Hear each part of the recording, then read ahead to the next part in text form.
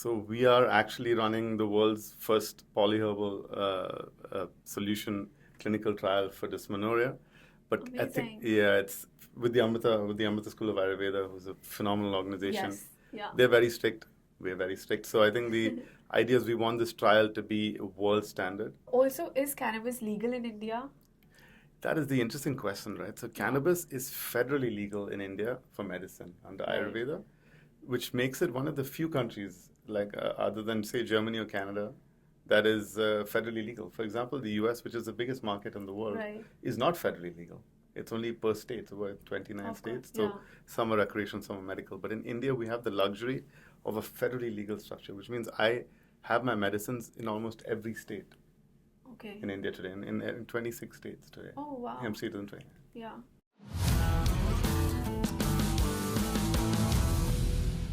Hello, welcome to FemTech India podcast, where we discuss FemTech in women's health. Today I'm sitting down with Abhishek Mohan, the founder of Hempstreet. Hi Navneet, good to be physically present. I think we've spoken online several times, and I think it's great to be in the studio and speaking to you in person. Yeah, awesome. And I think this is the second time you are on the podcast. Yes. How do you use Ayurveda, cannabis to solve women's health problems in India? And how does that work? So, Ayurveda has a long history of using cannabis in several formulations. Women's health, I think it was something that we went after when we did our initial market research on what mass ailments were in India. And we were absolutely surprised that dysmenorrhea was a massive, massive epidemic that was not being addressed directly. And it affected hundreds of millions of women. Right. So we drew out, and when we pick an ailment, we basically throw the kitchen sink at it. So we did our research, we did all the education. We went out and helped women camps, had a product out, helped a lot of women, have further enhanced a product that is more attuned to helping with dysmenorrhea, and are running through clinical trials, and Right. hopefully we'll take this abroad as well. Great, amazing. You also have a product for menstrual cramps, right? Yes. And there was a recent news about Meftal spas that which has so many side effects linked to women's health. So you are also working in the same space, and what is your point of view on that? See, I won't comment on individual products, but I'm reading the same things that you are, and I think anything that is released by a reputable, non-impartial organization that talks about any risk should be taken seriously. Right. I think our real assertion is that something that is so widespread requires a clinically backed solution, which is kind of baffles the mind that there is no specifically clinically backed solution for dysmenorrhea, to my knowledge. And why is that the case? I mean, why are we the first to go Right. down that road? Also, do you consider that Meftal spas is competitor to Hempstreet? Meftal spas has been used for extensively for dysmenorrhea, from what I read and understand, and Right. from what I've I mean, gained. I've been taking all my life, And and I was almost- quite shocked about when I read the news, and I think number of women also reached out to me because they were like, "Okay, is that true?" And we actually didn't have answers, right? So we've had a surge of inquiries because it's something we've educated. I think we pioneered globally the discussion on the Right. use of cannabis-based medication for dysmenorrhea. So yes, I get asked the same question all the time. And my answer really is that yes, it's a mass ailment. It requires a absolutely calculated, specific solution. And that's what we're trying to do. And that's what everybody should try to do. So I think the fact that Meftal spas has been used extensively, I don't use it, so I can't really give you a first-hand opinion. But Right. if something has been called out, it has to be taken seriously, and by the research and the scientific community or the medical community. I think I can't really comment on the actual reality, but Right. if it has come out, then it's worthy of an investigation. Yeah, but it is kind of true, right? If it's been by the IPC, I think Yes, the IPC, IPC yeah. has called it out. Yes, I mean clearly they're much more qualified than me or Of somebody course. from the business side. So if they have, then it must have come from a decent amount of research, and I think the empirical data of usage exists now. It's been Right. used for many, many, many years. Of So, course. And I think their ultimate goal was also to kind of aware users about it, right? So it could reach out to more women and they can be aware of what are the side effects and what could it potentially lead to, And right? again, the concern really when something like this comes out, like there was the same thing with antacids, which are now carrying a severe kidney damage, and it's the stuff we took as kids. Exactly. I took as kids. You're very young, but I took as kid when I was a kid. So I think the idea that something widely used gets called out for something, especially women use it throughout their menstrual Right. life. Like it's about a few thousand tablets that you're taking in your lifetime. Exactly. So that's the part that concerns me, and Yeah. so Like, I think I've heard this all my life, and I think many women also probably relate to that many doctors recommend when you have a menstrual cramp, do not take painkiller, right? So, when we talk about cannabis, how is it different than regular painkiller? So I think the most regularly taken was NSAIDs, from what I understand, and they act very differently. Cannabis, I think, has three principles. One is anti-inflammatory, one is the easy absorption, and the third is the anti-anxiety. Right. So this is the base of the cannabis plant, based on the CBD and THC and the various cannabinoids that get discovered every day. Right. But then you also have to add, like in Ayurveda, cannabis is a base, and then you have adaptogens that do the fine tuning. So, Right. like in the base product, Trilocavijivati, which was our flagship product, which we launched 5 years ago, and I think we've shipped millions of doses. That has Vanshlochan, which is bamboo silicate, which increases the amount of anti-inflammatory in the pelvic area. So, Right. so I think the idea is pain suppressing a symptom versus curing the underlying ailment. Right. Those are the two different approaches. We've been used to now for the last 50 years to make things go away, but that's not curing the issue. Exactly. So I think more of us, are now beginning to understand that the underlying issue needs to be solved. Whether it's Of course. inflammation, it's whatever, So merely stopping the symptoms is really not the smartest thing to do. No, So, of course. Can you also share insights from clinical trials validating cannabis efficacy for women's health issues? So we are actually running the world's first polyherbal solution clinical trial for dysmenorrhea. But I think, Amazing. it's with the Amrita School of Ayurveda, who's a phenomenal organization. Yes. Yeah. They're very strict. We're very strict. So I think the idea is we want this trial to be a world standard. So we've set extremely strict guidelines, even on onboarding. In fact, there are conditions where we tell patients on onboarding that, Right. this will not work, Mm-hmm. or this may harm you, or something like, even the most negative things. So for every 100 patients that come to a camp, we onboard like 5 or 6, and that's why it's taken about a year. Right. Whereas if we wanted to cheat, we would have done it in 2 months, right? So, Of course. ethically, I cannot comment. You'll see me smiling, but ethically, I cannot comment on results before the trial is over. Of course. So So we're doing it, and I'm smiling. So I think, yeah. also, is cannabis legal in India?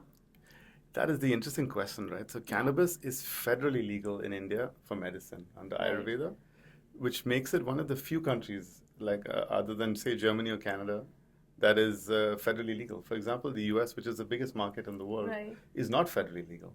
It's only per state. So we're at 29 Of course, states. So yeah.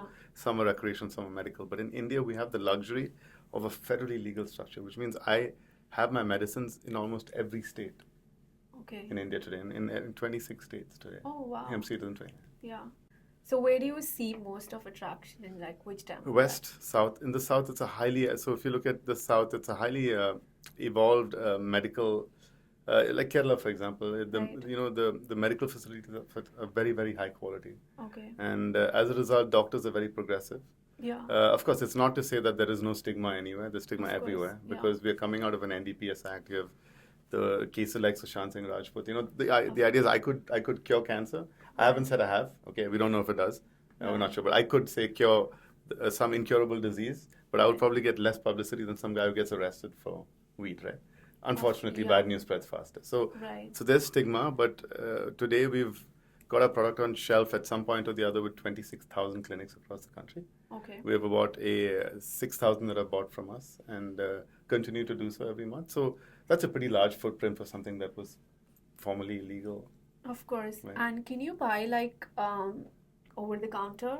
No, Or do you need with prescription? prescription. It's a Schedule E1, and see, that's another thing. Another thing is because we draw the cannabis industry identity from the US, because Right. Wall Street created it, right? So the cannabis industry in the US is largely recreational. Right. So the ethical question of should you go OTC? Now, I can say, yeah, sure, it's very low dose. Most of our products are very low dose. It's almost Right. Ayurveda's microdose because from the leaf, you won't Right. get high from it, but it's not the responsible thing to do. And second, I will have to say that cannabis has a phenomenal amount of benefits, but anything that's labeled medical Right. should be dispensed by a medical profession. Absolutely. And I think that would also probably go to patient's history or Because of dosages, right? We exactly. both have different body compositions. You have a course. reproductive system that I don't have, right? So Right. your endocannabinoid system is different from mine, Right. and it's only right that a doctor sees you and Right. dosages based on body constitution, weight, that kind of stuff. So I think it's important that there's a medical practitioner in the middle. No, of course. How does Hempstreet approach to menstrual health differ from traditional pharmaceuticals like Meftal spas? I wouldn't comment on individual, but I think the idea is we've developed it from dysmenorrhea upwards or the ailment Right. upwards. So everything we do is very narrowly focused on that ailment. It's not a product. The product that's coming is not a product that is. It's used for all these other things, but it also works for Right. menstrual cramps. This is a menstrual cramps medicine Yeah. that we're developing. So I think the idea is cannabis itself. For me, I always say this in interviews, and I've said it for years. If tomorrow if banana peel is more effective than cannabis, I will ditch cannabis and become Hempstreet will be banana street probably, because the idea is whatever it takes to solve the ailment that you're trying Yeah. to solve. Like there is no mefenamic acid industry, right? There is a pain Exactly. industry or Right. anti-inflammatory. But so there is, I would say, and this is going to be controversial, but I'm going to say there is no cannabis industry Right. in medical. There is the ability to develop medicine using cannabis to solve a particular ailment. I think Right. that is it. The ailments don't change, the patients don't change, the Right. doctors don't change. Right. But the products will keep changing. So obsessing about your product, like tomorrow, we've spent years developing this in clinical trying. If tomorrow something is better, we will use that. Of And it's course. clinically backed. So the idea is Right. you have to constantly evolve to give the patient what they deserve to be the best for them at that particular time. Now, if that is allopathy plus Ayurveda plus something else mixed, but if it's Right. clinically backed Yeah. and the best for them at that time, then that's what you should be giving them. Right.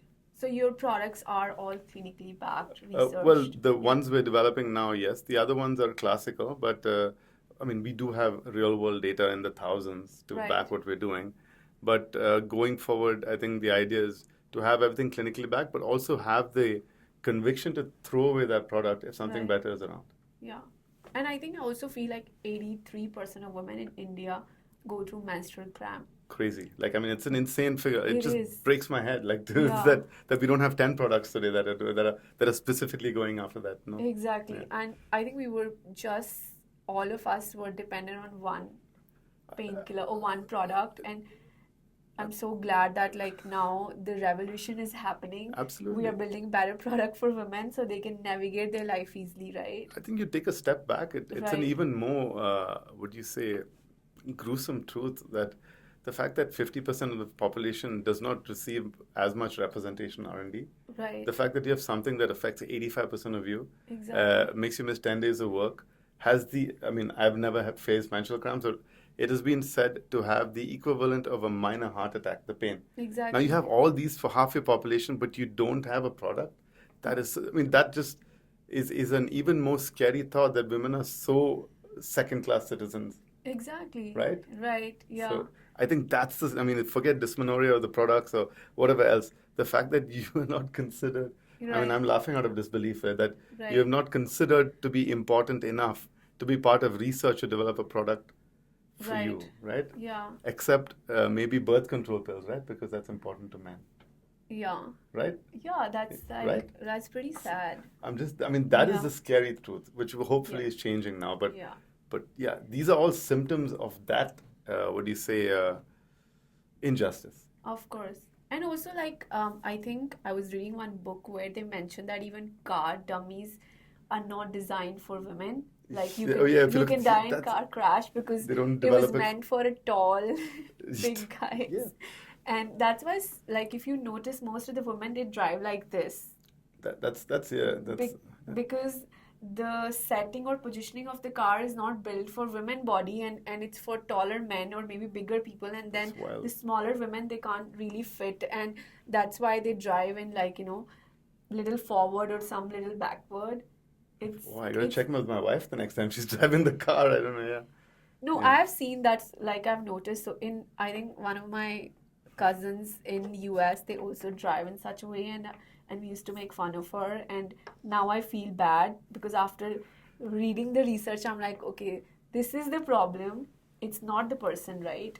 If Yeah. someone is short in height, how they're supposed to, you know, fix the seat or sit in a proper manner that it looks appropriate. Absolutely. And I think growing up, a lot of things that we saw in the periphery today, when you think about it, they were insane. Like Right. if my mom would send me down to buy pads, right, sanitary Right. pads, Yeah. the guy in the kirana would wrap it in newspaper because it was a shame, right? Yeah. So I never thought much of it, but now you think about it, it's like it's crazy. No, it's still the same. Yeah, So yeah, I'll tell you, if I order from, I'm so glad that we have a technology to so order online. women can get it in 10 minutes through Yeah. LinkedIn or Zepto, Uh, but it comes in wrapped in newspaper and in black bag. That's So so even if you go to crazy. local pharmacy here, they give you in wrap in newspaper, so it's like it doesn't look like it's a sanitary pad That's so because crazy. it's considered It's as okay, insane. it's a stigma, right? I think the same. I was reading a research Right. on dating apps in India, right? Tinder, for example. Right. So the idea of, I think we're digressing, but I think it's important, right? So Yeah, it's okay. women in India have now said, you know what? I'd like a one night stand. I don't want to call the guy the next day. Right. Yeah. Guys do it all the time. It's Right. okay, it's cool, right? Women Yeah. do it, men can't take it. It becomes really violent. Of It course. becomes like Yeah. harassment. Because I think the society is built in such a way that it's very unequal. And I Right. don't know, maybe I was part of that injustice too growing up because I didn't know. Right. But now, being in a family that's 75% women, I have two daughters, Right. it makes me think 100 times more about what is the best world for my daughters growing up, right? Of So, course. and then when you think back, you're like, this is insane. We lived in such a crazy world. Yeah, and I think finally that the freedom is building for women. Like as you said, I think Bumble is also a great example of that. Yeah, it's Women women-driven. have decided to choose, like they have right to choose their partner. Yeah, yeah. If you don't like it, swipe it. Like I'm not against it, but it's just that she decided to go on date or she doesn't want to go on date. 100%. I It's think just a- consent, yeah. yeah, And I think education, financial independence, exactly. these are the two, because those are the two things that were kept away from, I mean, not from you and Yeah. women who went to school with me, but from the general population, right? Women were Right. kind of kept behind. So then you had so much catching up to do. You know, when you have education and financial independence, you develop a Right. confidence to make Of decisions, course. right? Yeah, Otherwise, when you're a dependent, you're always on the back foot. of course. But that's what we're seeing changing now. More people, like in Hempstreet, I did make a pledge on Women's Right. Day to hire more women, and I will because I find I have much greater experience working with women. Right. So Yeah. yeah, I think it's changing, but we have to acknowledge what has happened and what Right. and sometimes take affirmative action. You can't say, okay, you know what, mentally we're equal now. No, because you Right. have to put women a little bit ahead for the next couple of decades, Right. maybe 10 or 15 years, till it becomes Yeah. equal. It's not equal now, right? It's even if you say, okay, like when people talk about reservations and stuff, I personally don't like anything that's given without merit. But Right. in some cases, affirmative action is important because Right. if you have a generation of loss, Right. then by saying, okay, now everybody can apply the same thing, it doesn't change. You have to make the extra effort. And I feel that way across the board, not just women, anybody that's been left behind. Of course, and I think even if we want that women to take leadership roles and, to contribute to Indian economy, we have to support women's health Yeah. because if women are healthy, then only they can navigate or even build a better products and And women care about family a lot more. I think if Right. we'll have healthy family, healthy children, I think that it's like if you look at Grameen finance in Bangladesh, they only lent to women because the repayment rates are much higher. right. So women tend to be more responsible with money too. You know, Of I can say that course. about my wife for sure. More responsible me. Yeah, I think like some women are, there's some of them are still learning because they think that okay, financially thing is I need to be independent before on father, then husband, but it is slowly changing for sure. Like I started to learn how to do small investments, how to manage my finance, and I think it's been game changer. I've been very mindful that where I want to spend my money. So Good. you can only get Happy to there hear once that. you kind of really I think your generation will change it. I Yeah. think. I'm looking forward to So, when we talk about stats, it's quite crazy because of menstrual health issues. And I just want to understand how Hempstreet and your company is trying to solve that and how are you contributing to the society?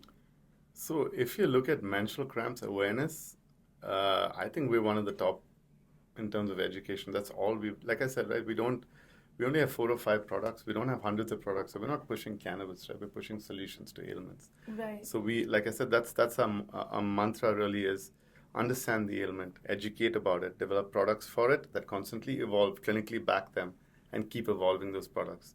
Do the same thing over and over again till you address a bigger and bigger and bigger share of the bigger and bigger portion of the ailment base. Then move to then the next ailment that you open, do the exact same thing because you have to make permanent change. So in terms of education, we've done campaigns of education. We did it was the world's biggest single day menstrual health checkup across India. It was the world record, I think. I don't know. Oh, wow. When was that? Did I miss it? 3 years ago, 3 or 4 years, 3.5 years ago. There. Yeah, you guys weren't born yet. So we did that. We've worked with sex workers to understand because that's also a very important, again, a marginalized group, right? So of course. we've done, and we've also, I've been pretty vocal. Dr. Pooja, who at some point you should definitely have her on your show. Dr. Pooja has been instrumental in working with Ayurveda doctors and also with education around menstrual health. Right. I think wherever we go from here, nobody can deny what we have done for the sector and for that ailment. Yeah, I think education and awareness is must, right? 90% of the problem. Yeah, totally. And also, like, just going back to my point of Meftal's past, right? Like, some of the doctors are denying that, it was only because of media hype, right? So they're not ready to accept that it's linked to women's health risk. So what's, your opinion on that? So I think research has to be unemotional, right? So I think if this indeed has come out of a lot of research over a long period of time, then I think people have to respect that, and I think change is never easy. Right. So there is an ongoing battle between forms of medicine, media that's perpetuating. For example, I was speaking, and there's always the IMA versus Ayush thing. At the end of the day, the patient is the most important, right? So. Right. If, as a healthcare professional, I think you take a step back and say, is this the best for the patient? Right. And that's where your thought process shouldn't be about like, I've been doing this for 25 years. Yeah. I know better, or it's or that maybe this is a media thing, maybe it's a competitor, maybe whatever it is. I think if you want to oppose it or agree with it, you have to understand the data, which is why I don't have a concrete yes or no because I haven't seen of course, people much smarter than me have done the research, but I think doctors need to kind of take that step back and then decide. Maybe they disagree with it, and that's also okay, I suppose. Yeah, and I know personally many doctors, like, they don't support Ayurveda at all, like gynecologists especially, and for cannabis also, I'm not sure how do they react, so... Which is why we push to clinical trials. Let's see, the idea is there's always been two things, right? There's been an attitude towards Ayurveda, like, it's like voodoo, like mix something with something, give something, right? And heavy metals and all that stuff. And on the other side, there's Ayurveda that has not. And to give you a bit of like a background, so my great grandfather was a very famous Ayurveda doctor, and in the 1910s, after World War I, he realized modern medicine had made some advances in emergency care. Okay. So he educated all his children in allopathy. Because at the time, allopathy was really, Western medicine. And every time there's a war, you have an advancement in medicine, right? An emergency. So my grandfather, my grandfather's sister was the first woman MD in Kerala. Grandfather was a very famous surgeon. Right. His sister was a famous gynecologist. So the idea is you have to constantly evolve for what's better for the patient. Right. So it's not Ayurveda. I think Ayurveda is, from what I have experienced in my life, my wife, and what we've been doing at work, we know that it works if done properly. Right. But I think the clinical trial middle ground is essential, and it is the right way and the only just way to be just to the patient, right? Dosages are important, and standardization is important. So Ayurveda needs to go through the clinical validation process if it needs to become mass adopted outside of second and third tier. Yeah, I see quite a lot of hype. Like, people outside of India, they love it, right? Because of course, like everything. Yeah.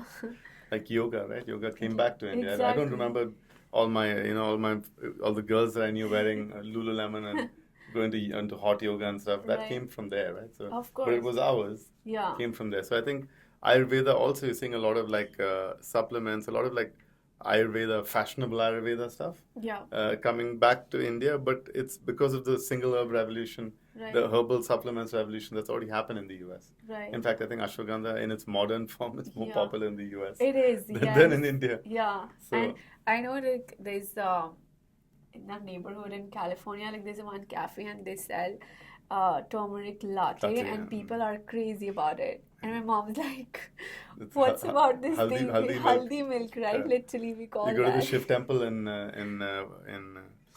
where is it in Banaras, I think, or in Ujjain. I In know. Ujjain, yeah. I'm really bad at No, I only know because I was at the Okay, at the event and I went with some of my colleagues. got it. So they offer cannabis and milk. Oh, Yeah, wow. as offering to Shiv temple. How does Hempstreet educate both healthcare professionals and general public about potential benefits and risk of cannabis medication? So essentially, we have a lot of continued medical education. We've done probably the most in the industry. At some point, we were doing one every week Right. in different cities. So we've essentially interacted with thousands of doctors. Okay. Both, and then we do a lot of we do events. We do an exceptional amount of case studies, I think, and we publish a handbook. So we reading material from actual doctors are more comfortable hearing from other doctors, right? And when you have case studies are the preempt of clinical validation. Case studies are like version 0, and then so the moment you start documenting, the moment you start talking about patients, their conditions before, what they were given, what else they were taking, how long it took, where did it go wrong, how did you course correct, that level of honesty and transparency is absolutely important. Primarily because cannabis, right? It's your first idea, especially of the generation before me, is that it's banned. You go to jail for it. Of course. Whereas it's always been legal and medical. So I think we had to address the stigma, but also because for all this time there's no research on it. So I think the idea was to also educate on every step we took towards efficacy, towards dosages, and towards evidence. Right. So and that helps with both sides. Consumers also read about it and say, oh, it's not dangerous, it's available. Right. It's not dangerous, it's legal. Yeah. Doctors understand that, it's legal, this is a reputed company, it's manufactured responsibly, and it's not dangerous to patients, and here's the dosages. So you have to, information empowers, right? I mean, of course, that's what we constantly do in audio, in video, in print, in events. Right. And how many doctors do you have across India? So doctors that carried our product at any point of time, at some point of time, 26,000. I mean, I would say we distributed, we went out to about 60,000, but 26,000 we kind of interacted with. Okay. And I would say about 3,000 buy on a kind of a 45-day basis. Okay, great. Yeah. And can you also describe that number of this was specially for menstrual health, this episode, and I would also like to know what are the other products do you have? So we went after mass ailments, right? Gut health. So we have something for IBS, which affects about 20% of the world, not just India. So you're talking about 1.2 billion people, right? Right. And then we went after hypertension, which is a huge problem in India. Right. And also sexual wellness, not Viagra, obviously, but sexual wellness over a long period of time. So erectile dysfunction, even for women, I think loss of libido, but over a period of time to restore it, not to get a insta. So and then now we're working on a few proprietary formulations. One is the hopefully clinically backed menstrual cramps formulation, and then we have a couple of others that we'll announce in the next few weeks. It's kind of still keeping it close to the chest. I would like to know a little more about gut health product, because I think that's also one of the main common issue currently. So it's been something we've been working on in India and abroad. Hopefully, very soon we'll have some pretty amazing news overseas. But gut health, what you eat is what you are. Right? If you notice, if you eat, you have some kind of food poisoning, also affects the way you sleep, affects the way you feel anxious, how you react, get irritable. So I think the idea is to keep the gut biome healthy, and depending on the kind of food that you eat and the quality of food and maybe hereditary conditions, that may not be the case. So the idea is to course correct that. And gut is very important, the gut-brain connection. So, and also there's a rampant use of antibiotics, right, across the world. And it leaves your stomach a little bit damaged. Yeah. I think to restore that, I think people that can provide medication that could restore after antibiotic use will be huge. Great. So which is your best-selling product currently? The painkiller, basically, painkiller and menstrual cramps. Yeah. Great. So, like also, I think this would be for most of our listeners. Like, is there any potential risk of using cannabis medicine? What are the things they need to be aware of? See, yeah, with regard to our products, they're like microdose, basically. I think most Right. of them have less than 2% THC. So 2 mg of THC. So it doesn't really make you high, and you'll have to Right. take a lot of it to get anything. But I don't think anybody takes 100 tablets of anything. Right. Second is adhere to the dosage that your doctor tells you. Okay. If you Yes. feel like if you feel like you're not, you're not feeling relief, then call your doctor. Ask him to Right. take a look at you and revise or change. Don't self-medicate. Right. But then there's also products that are high concentration, like tinctures. You have things that have 5,000-6,000 mg. Right. Those, see, when you go to that level, unless you're using it for palliative care or some end of Right. life scenario, Yeah. the difference between dose and overdose might be a bit slim. Like I don't think anybody's died from cannabis, Right. to my knowledge. Yeah. But you cannot fool yourself into believing that everything about it is good and it's good for everybody and for everything. Right. So I think the idea is if you're using it for a medical condition, Right. adhere to the dosage that your physician gives you. Got it. If you're using it for recreational, in India, don't. Yes. But if you are in a country that it's legal, Right. start small. Like, are women who are diagnosed with PCOS, can they take cannabis? So there have been studies that have shown it to be effective for PCOS. Oh, all right. And I'm not aware of any clinical trial that's happened. There have been observational studies. I'd say we don't have a product right now for it. It's definitely something we're looking at because it's Right. also a mass It is ailment. yeah. But Ayurveda has had its own solutions, from what I understand, to PCOS, like Shatavari. I don't know. I'll have to ask a doctor, but I Right. think there are already existing solutions for PCOS, and cannabis is something that's been actively explored for it. Right. And also, like if you're using regular supplements, which is your multivitamins or micronutrients and all of that, like I'm taking my supplements every day, right? Which are my 4, 5, B12, vitamin D, C, all of that.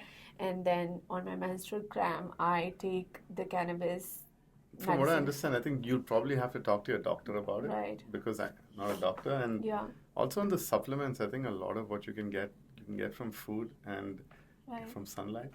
So like with D3 and D3, you get it by Yes. standing in the sun for half an hour in the morning. I do that with my youngest daughter. Actually, my dad's been telling me this. That's He said just stand every day 30 minutes Yeah, in sun. I do. My Yeah. my 6, 7 week old daughter, I take her every morning from at 8 a.m. Right. and put her in the sun.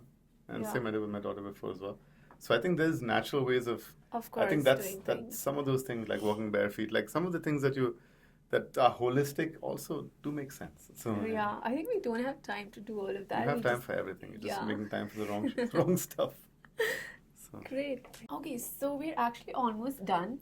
And I think now I want to go back to like overall women's health, right? It's $1 trillion opportunity. And what do you see like next big thing, like in next 5 years that, I mean, we were talking about stats, number of women are dropping out of school, how is it affecting women in productivity? So when we look at next coming 5 years, how do you see the landscape evolving, and like you as a founder who being in this space, that what kind of impact you vision to make?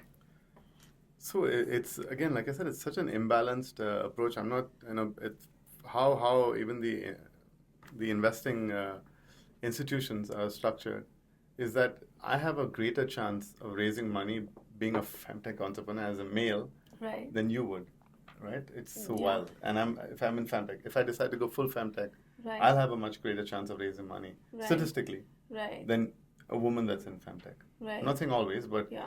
which is kind of crazy, don't you think, right? So, It is. so I think the idea is, and men get largely more funded. I think it goes back to how VCs are structured. I mean, Right. we haven't. I mean, our sector has not been VC funded, so we can speak very arrogantly about all this but I think there has to be a fundamental change. Right. And like I said, I wouldn't call it affirmative action, but I think that you have to kind of force an increased ratio of women in a lot of these institutions, which over time, and I'm not saying it because women are unqualified. I'm just saying it that you have to kind of force change some of these institutions Right. in the first iteration, and then it'll kind of fix itself going forward.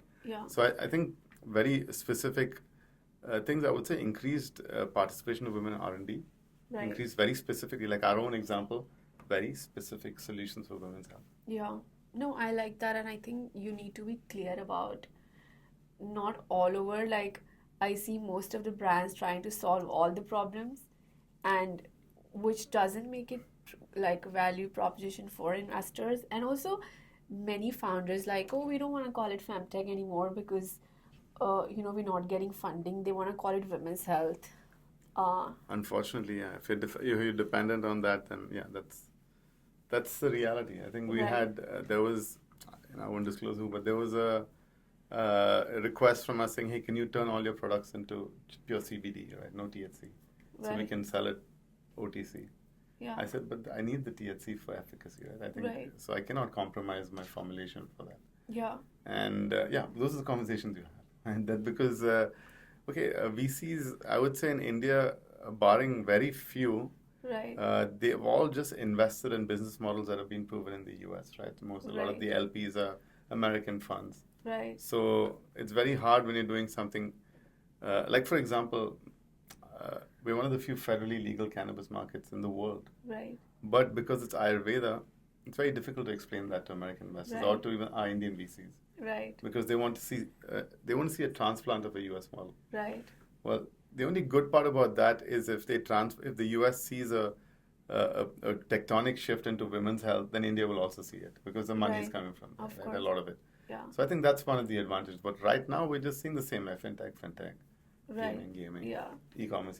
Exactly. And that doesn't create winners, right? You see now Flipkart, Amazon came in and with no effort won Right. the game Yeah. because Amazon was built on a competitive environment, on being highly specialized in the business that they do. Right. But if you're going to just be a clone, Right. it's not a competitive advantage. And even worse, if money is your competitive advantage, then you Right. don't have an advantage because somebody else will serve the customer better. Right. And again, if you're trying to solve everything, you will not be good at it. You will not Yeah. be good at it. Of course. It's like better to focus on one thing and do the best. And I'm saying it on the air. People can copy it. I don't care. I mean, like a lot of Yeah. we launched the first generation of classical products. Right. Maybe 10 companies came later and launched the exact same products. But why Right. are we still ahead? Because Yeah. we understand the ailment. We understand the course. doctors. Yeah. You can steal my idea, but you cannot steal my execution, right? Of course. And Yeah. so and again, the products will keep changing. The diseases will not, Right. unless they eradicate it, which will take a generation, right? Right. The diseases will not, the patients will not, the doctors will not. So Right. keep serving them. Right. Because your product, if you fall in love with your product, look at Nokia, right? Yeah. They didn't do anything wrong, Right. but overnight they were gone. Yeah, because they did not adapt the technology Yeah. and the trends. So you have Because to they were evolve. they were a dominant player. India, Exactly. they had 96% market share in India. That was my first I had phone. all Nokias until one Sony Ericsson, then all Nokias. Yeah. Yeah, but where are they now? Yeah. So I think that I was in 8th standard when I got my Wow, first phone. I had to that's cry. luxury. Daughters will always get it. Like I got mine when I was in college. Yeah. Yeah, and my second was BlackBerry, and then Apple came in. So after Wow. Apple came in, I've been just How much using- did you have to cry to get an Apple, like an iPhone? Because that's what is an I think iPhone? I Like was- a lakh I- plus? Huh? So I was already in a college, and I was doing part-time job, so I bought with my own Oh, that's iPod. bravo. Wasn't I think, of course, like you have to evolve with the technology. You have to adapt how the world is changing. Like now, it's all about AI, and we don't know what's going to happen in next 2 years. yeah, and that's how it is, right? I mean, Right. because it's always AI is advanced because one or two very focused people Right. did something amazing. Like ChatGPT was built because of extreme focus, right? Yeah. And I also feel like those industries also dominate the investment market. Do you understand? Like now investors are like anything in AI, yes, funding. Like, we But see a lot of it's a yeah, bum rush, right? So you have Yeah. one or two like big stories and everybody goes after it. Right. And it also works on the flip side, right? So you say, oh, now nobody wants to invest in edtech, right? Exactly. Nobody's like, oh, you have edtech. Ooh, Yeah. no, go somewhere else. Yeah. But I think also like of course women's health is more of impact driven category. So I think it Yeah. should. I think it shouldn't be, right? That's it. So we are doing it for impact, but right. there's such a massive financial opportunity. Like, I mean, so we started as a passion project, but Yeah, I mean, if you solve something for half the population of the world, you should make a lot of money, Yeah, of course, right? right? But which is not happening. So, Yeah, so that's why I think people should understand, the investing public should understand that you're not investing in charity, dude. You're right. investing in a thing that could be a massive business, Exactly. And right? India is a huge opportunity, as we know, like because of the India is a population. low price, high value. So Exactly. that's what we are right now. Yeah, I think your product is very well positioned for Indian consumers, right? Because we started from the disease upwards, right? I mean, if Right. I said, okay, I've got a dysmenorrhea product that costs 25,000 rupees, it's like, who's going to buy it? Yeah, no one's gonna So, buy. Yeah, so, great.